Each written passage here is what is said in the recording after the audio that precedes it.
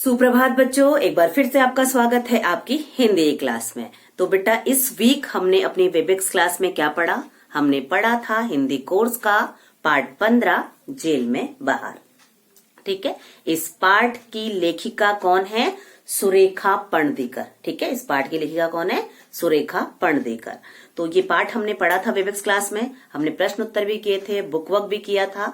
तो आज का ये वीडियो हमारा इसी चैप्टर पर आधारित है। तो सबसे पहले मैं आपको बता देती हूँ कि इस कहानी में क्या है।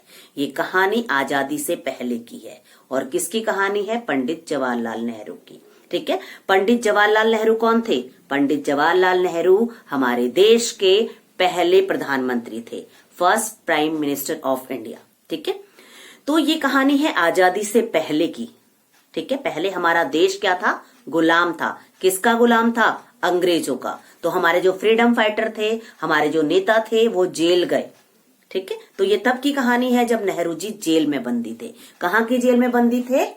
देहरादून की। 1941 1941 की बात है जब नेहरू जी देहरादून की जेल में बंदी थे। देखिए बेटा, देहरादून का जो एनवायरनमेंट है, वहां की जो प्रकृति है, वो बहुत सुंदर है। वहां का वातावरण हरा भरा है। ठीक है, तो जिस जेल में उनको रखा गया था, उस जेल के आसपास का जो वातावरण था वो बहुत ही मनमोहक था। घने वृक्ष थे, हिम के पर्वत वहां से दिखाई देते थे। लेकिन नेहरू जी ऊंची ऊंची दीवारों के कारण, जेल की ऊंची ऊंची दीवारों के कारण उस प्रकृति के मनमोहक दृश्य को नहीं देख पा रहे थे। ठीक है, कभी कभी उन्हें उस दृश्य की झलक मिल जाती थी। कब? जब कि वो जेल का दरवाजा खुलता था, तो उनका मन बहुत मचलता था कि वो उस प्रकृति के मनमोहक दृश्य को देखें। ठीक है, तो जब वो प्रकृति का आनंद नहीं ले पा रहे थे, तो उन्होंने एक बात अपने मन में ठान ली। क्या बात मन में ठान ली? कि वो इस जेल के अंदर ही क्या लगाएंगे? बाग लगाएंगे, बाग बगीचा। ठीक है, पेड़ पौधे लगाएंगे और यहाँ पर हरा भरा बनाएंगे। तो उनके जो साथी होते हैं, जो और कैदी होते हैं, वो उन्हें समझाते हैं कि जेल के अंदर की जमीन जो है वो पथरीली है, बंजर है, यहाँ पर कुछ नहीं लगेगा। वो पंडित जी से कहते हैं कि आप व्यर्थ परिश्रम मत कीजिए, यहाँ पर कुछ नहीं लगने वाला। पर पंडित जी कहाँ किसी के सुनने वाले थे। वो क्या करते? उन्होंने अपना एक फावड़ा उठाया और जमीन को खोदना शुरू किया। ठीक है, दिन निकल मीन्स सुबह से दिन हो गई। सूरज की गर्मी जो है बहुत ज्यादा शरीर पर पड़ने लगी, जिससे पसीने पसीने होने लगे। वो बहुत ज्यादा पसीना उन्हें आने लगा, गर्मी से बेहाल हो गए। उसके अलावा वो बहुत ज्यादा थक गए, लेकिन उन्होंने फिर भी अपनी हिम्मत नहीं हारी और वो खोदते रहे। जब शाम हो गई तो उन्होंने क्या देखा कि वो उस जमीन का एक छोटा सा कोना खोद पाए थे। ठीक है, फिर नेक्स्ट डे हुआ, दूसरे दिन फिर वो शुरू हो गए अपने काम पर, तीसरे दिन भी फिर वही काम। तो उनके जो कैदी साथी थे वो उन्हें समझाते थे कि मत करो पंडित जी, यहाँ पर पेड़ लगाने का कोई फायदा नहीं है, क्योंकि यहाँ पेड़ पौधे होंगे ही नहीं। ये जमीन बहुत कैसी है? बंजर जमीन है। तो वो अपने साथियों को क्या जवाब देते? क्या देते? देखिए, पढ़ा नहीं गीता में क्या लिखा है? काम किए जाओ, फल मिले या ना मिले उससे तुम्हें मतलब नहीं, तुम्हारा मतलब काम से है। जितना अच्छे ढंग से कर सको कर सको। ठीक है, जितने अच्छे ढंग से कर सको करो। तो वो क्या कहते हैं कि तुमने गीता में पढ़ा नहीं? क्या बताया गया है कि तुम सिर्फ अपने कर्म करो, फल की चिंता मत करो। ठीक है, चाहे तुम्हें फल मिले या ना मिले उससे तुम्हें मतलब नहीं है। तुम्हारा मतलब किससे है? अपने कर्म से, अपने काम से। और जितना हो सके उस काम को अच्छे तरीके से करो। तो ये बात वो अपने साथियों को कहने लगते। तो फिर चौथा दिन गुजरा, वो फिर अपने काम पे लग गए, पांचवा छठा, इस तरीके से एक पूरा हफ्ता निकल गया। जब हफ्ता हो गया पूरा, तो वो जमीन थोड़ा थोड़ा मतलब सिंचाई यानी कि पेड़ पौधे लगाने लायक बन गई। ठीक है, कुछ अच्छी हो गई, कुछ सही हो गई। तो जेलर ने देखा कि इस आदमी ने, नेहरू जी ने इतनी मेहनत की है इस जमीन पर, तो उन्होंने क्या किया? पौधे मंगवा लिए। पौधे मंगाए और नेहरू जी से बोला कि आप इन्हें लगा दो। तो नेहरू जी खुश हो जाते हैं और जाते हैं, वो कुएं से पानी निकाल के लाते हैं, जमीन को सींचते हैं। ठीक है, जमीन को सींचते हैं और एक एक मीन्स उन पौधों को पंक्ति में लगा देते हैं। पंक्ति में लगा देते हैं और खड़े खड़े उनको निहारते हैं।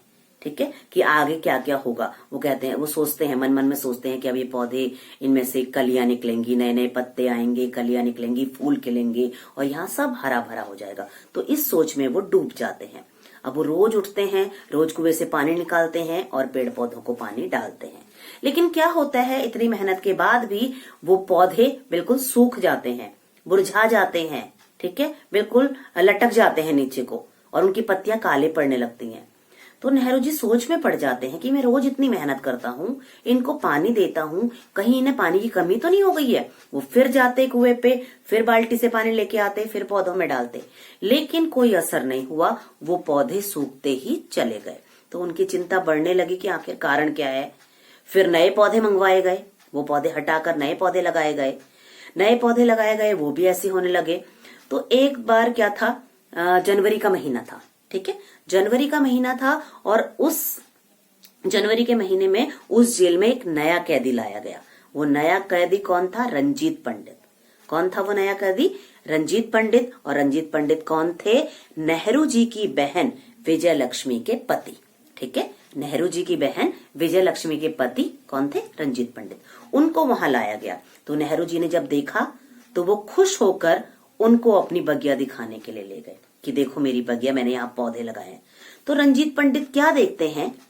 बंजर जमीन है, जेल की ऊंची ऊंची दीवारें हैं, ठीक है, और कुछ मुरझाए हुए पौधे। तो वो हंसते हैं, वो उस चीज को देखकर हंसते हैं और क्या कहते हैं नेहरू जी से?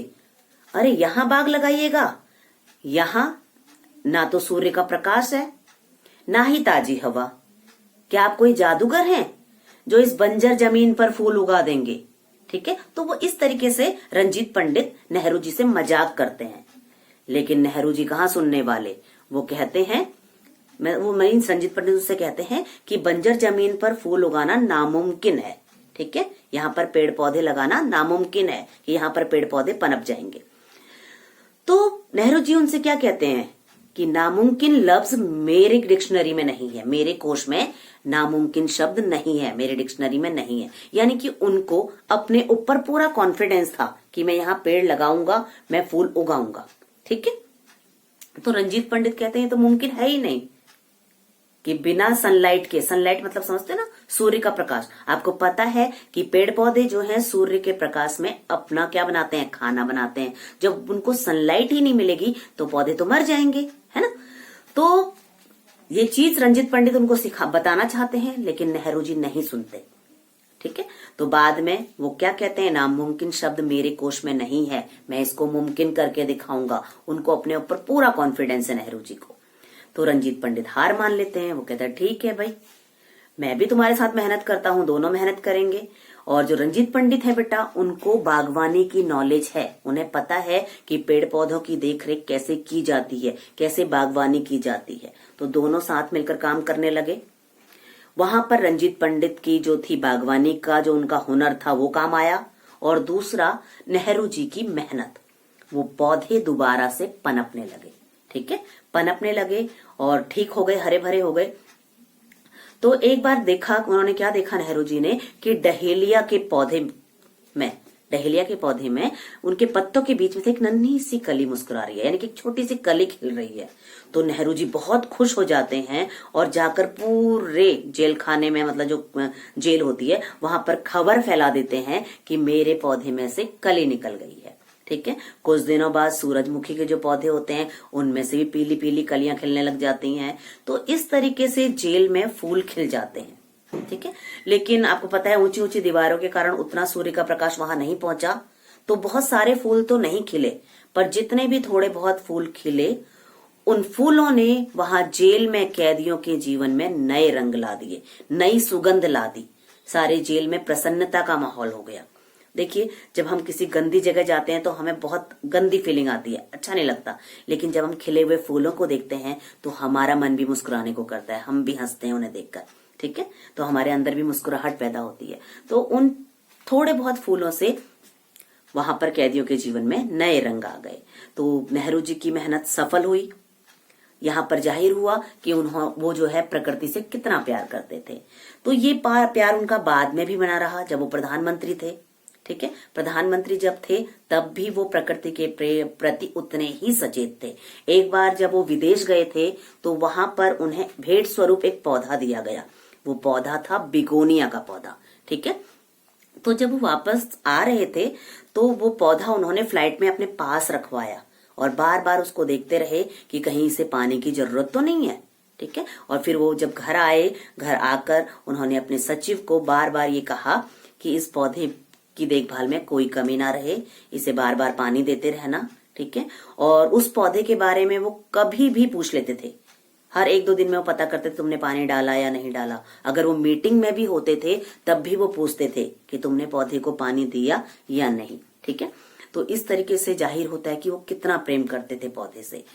तो कुछ दिनों के बाद उस पौधे में से गुलाबी कलियां फूल निकले, उस पौधे में से गुलाबी फूल निकले और उन फूलों से उनके कमरे को सजाया गया। तो यह देखकर नेहरू जी बहुत प्रसन्न हुए। ठीक है। क्या हुए? बहुत प्रसन्न हुए। तो उनका जो ये प्यार था प्रकृति के प्रति वो हमेशा रहा। नेहरू जी बच्चों को भी बहुत प्यार करते हैं ना। उनके जन्मदिन को हम लोग बाल दिवस, चिल्ड्रन डे के रूप में मनाते हैं। तो नेहरू जी का जो प्यार था प्रकृति के प्रति वो जग जाहिर है, क्योंकि वो हमेशा अपने कोट की जेब में एक रोज रखते थे, एक गुलाब का फूल रखते थे। तो ये पाठ आपको अच्छे से समझ में आ गया होगा। तो चलिए अब हम देखते हैं प्रश्नोत्तर। सबसे पहला प्रश्न है आपका, नेहरू जी ने जेल के अंदर बाग लगाने की क्यों ठानी? बताइए क्यों ठानी? नेहरू जी ने जेल के अंदर बाग लगाने की इसलिए ठानी क्योंकि जेल की ऊंची ऊंची दीवारों के कारण वो जेल के बाहर के प्रकृति के सौंदर्य को नहीं देख पा रहे थे या प्रकृति के मनमोहक दृश्य को नहीं देख पा रहे थे, इसलिए उन्होंने जेल के अंदर बाग लगाने की ठानी। क्लियर हुआ पहला क्वेश्चन? ठीक है। अब आ जाइए क्वेश्चन नंबर 2 पर। क्वेश्चन नंबर 2, साथियों के समझाने और मना करने पर नेहरू जी ने क्या कहा? जब उनके साथियों ने उन्हें समझाया, मना किया, तो नेहरू जी ने क्या कहा? तो नेहरू जी ने क्या कहा? मैंने यहाँ पर लिखा है, पढ़ा नहीं गीता में क्या लिखा है? आप क्या लिखोगे? साथियों के समझाने और मना करने पर नेहरू जी ने कहा, पढ़ा नहीं गीता में क्या लिखा है? काम किए जाओ, फल मिले या ना मिले उससे तुम्हें मतलब नहीं, तुम्हारा मतलब काम से है, जितना अच्छे ढंग से कर सको करो। ठीक है। तो ये आपके दूसरे प्रश्न का आंसर। क्लियर? अब आ जाइए क्वेश्चन नंबर 3 में, बार बार पानी देने पर भी पौधे क्यों मुरझाने लगे?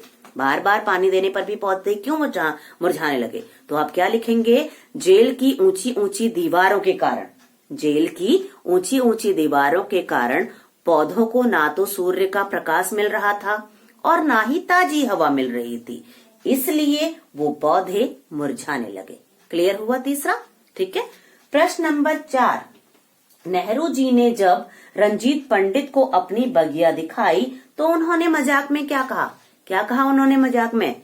उन्होंने कहा, अरे यहाँ बाग लगाइएगा, यहाँ ना तो सूर्य का प्रकाश है और ना ही ताजी हवा, सूर्य के प्रकाश के बिना फूल खिलेंगे कैसे? आप कोई जादूगर हैं जो इस बंजर जमीन में फूल खिला देंगे? ये बात उन्होंने किससे कही थी? नेहरू जी से। ठीक है। किसने कही थी? रंजीत पंडित ने। लास्ट प्रश्न है आपका, नामुमकिन शब्द मेरे कोश में नहीं है, ये शब्द किसने कहे और क्यों? तो आप क्या लिखेंगे? नामुमकिन शब्द मेरे कोश में नहीं है, ये शब्द किसने कहे? नेहरू जी ने। किससे कहे? रंजीत पंडित को। क्यों कहे? क्योंकि उन्हें अपने कार्यों पर, अपने कर्मों पर पूरा विश्वास था कि वो हर कार्य कर सकते हैं। क्लियर हुआ? प्रश्न उत्तर आपको समझ में आ गए? तो चलिए बेटा अब चलते हैं अपने पुस्तक कार्य की तरफ। चलिए चलते हैं। देखिए बेटा, ये है पुस्तक कार्य का पहला प्रश्न। ठीक है। आपका बुक वर्क का क्वेश्चन नंबर 2, सही गलत के निशान लगाइए। ठीक है। क्या करना है आपको? सही गलत के निशान लगाने हैं। ये वाक्य दिए गए हैं, आपको बताना है कि कौन सा सेंटेंस सही है और कौन सा गलत। पहला है, कभी कभी द्वार खुलने पर जेल के मनमोहक दृश्य की झलक मिल जाती थी। ये सही है या गलत? बिल्कुल सही है। ठीक है। जब कभी भी जेल का द्वार खुलता था तो नेहरू जी को बाहर के मनमोहक दृश्य की झलक मिल जाती थी।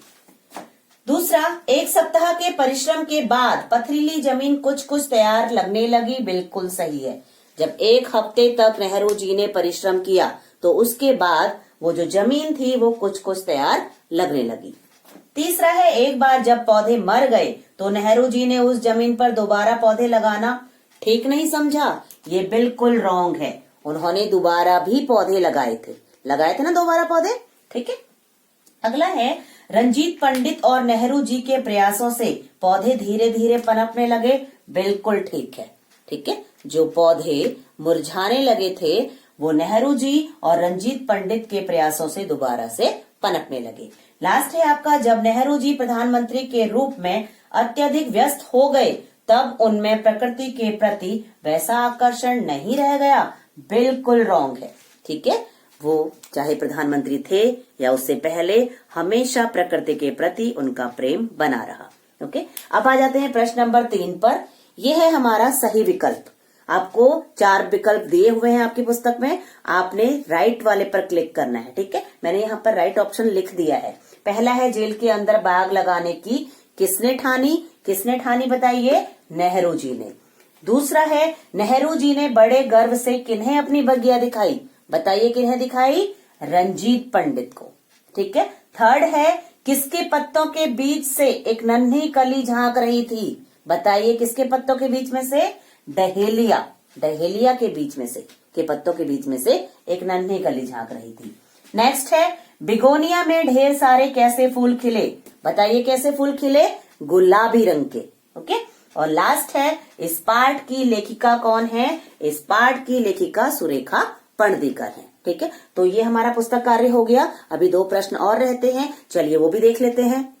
देखिए बेटा, ये है शब्द संपदा का पहला प्रश्न। ठीक है, अनेक शब्दों के लिए एक शब्द लिखिए। इसका पहला है आपका, जो जमीन खेती के लिए अनुपयुक्त हो। जो जमीन खेती के लिए अनुपयुक्त हो, जिसमें खेती ना की जा सके, वो जमीन कैसी कहलाती है? बंजर। ठीक है, क्या कहलाएगी? बंजर। दूसरा है, मन को मोहने वाला। मन को मोहने वाला क्या होता है? मनमोहक। तीसरा है आपका, जो मुमकिन या संभव ना हो। तो जो मुमकिन ना हो नामुमकिन, और संभव का असंभव, यानी कि जो मुमकिन या संभव ना हो वो नामुमकिन या फिर असंभव। ठीक है। नेक्स्ट है आपका, खुशी प्रदान करने वाली खबर। खुशी प्रदान करने वाली खबर क्या कहलाती है? खुशखबरी। ओके। एंड लास्ट है, बाग लगाने और उसकी देखभाल करने का कार्य। देखभाल का कार्य क्या कहलाएगा आपका? बागवानी। क्लियर? तो ये है आपके अनेक शब्दों के लिए एक शब्द। ये है आपके विलोम शब्द। ठीक है, विलोम में पहला है सुगंध। सुगंध का उल्टा क्या हो जाएगा? दुर्गंध। सुगंध मीन्स खुशबू, दुर्गंध मीन्स बदबू। सफल, सफल का क्या होगा? असफल। ठीक है। श्वेत, श्वेत मीन्स होता है सफेद। ठीक है, और श्वेत का उल्टा क्या होगा? श्याम, श्याम मीन्स काला। ऐसे ही नामुमकिन, नामुमकिन का उल्टा क्या होगा? मुमकिन। ठीक है। हानिकारक का उल्टा होगा लाभदायक, और आरंभ का होगा अंत। तो बेटा ये हमारा पूरा चैप्टर था। प्रश्न उत्तर आप लोगों ने होमवर्क में करने हैं। ये सारा बुक वर्क आप लोगों ने अपनी बुक में कंप्लीट करना है। ठीक है, तो प्लीज बेटा ये सारा काम आप लोग कर लीजिएगा, और प्लीज वीडियो को लाइक एंड सब्सक्राइब करना बिल्कुल मत भूलिएगा।